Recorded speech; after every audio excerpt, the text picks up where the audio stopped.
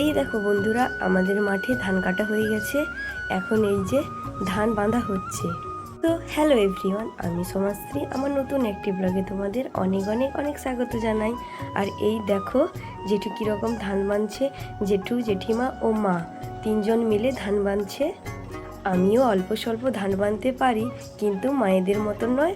ওই যে মা যদি 5টা বাঁধে, আমি তাহলে 2টো বাঁধতে পারি, এই রকম। দেখো জেঠু জেঠিমারা কত তাড়াতাড়ি ধান বেঁধে ফেলছে। আসলে সব কিছুই প্র্যাকটিসের উপর।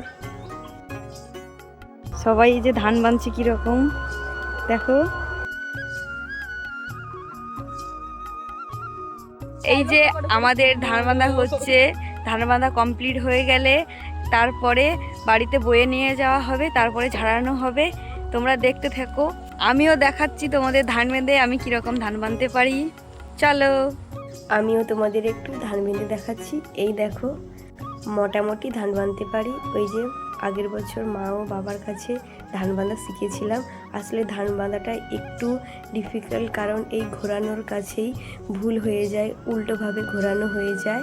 আর আমি মা ও বাবার কাছে ধান বাঁধা শিখেছি। আর এই যে দেখো, আমি বলতে বলতে একটি ধান বেঁধেও ফেলেছি। আর তোমরা কে কে ধান বাঁধতে পারো অবশ্যই জানিও। এই যে আমার এই ধানটি বাঁধা কমপ্লিট হয়ে গেছে।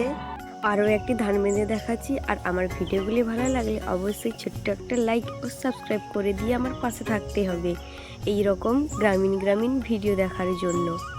তোমাদের আমার ভিডিওগুলি কেমন লাগে অবশ্যই জানাতে ভুলো না কিন্তু। এইভাবে আমি অনেকগুলি প্রায় ধান বেঁধে ফেলেছি। পরিবেশটা কত সুন্দর লাগছে দেখো। কেউ ধান বাঁধছে ওইদিকে, কেউ বা ধান কাটছে, কেউ ধান তুলছে। এই রকম কত সুন্দর পরিবেশ লাগছে দেখতে। গ্রামের মধ্যে তো আমরা থাকি, আমরা এইগুলোর সঙ্গে জড়িয়ে আছি, কিন্তু যারা শহরে থাকে এই সব দৃশ্য তারা হয়তো দেখতে পায় না। আজকের ভিডিওটি এখানেই শেষ করছি।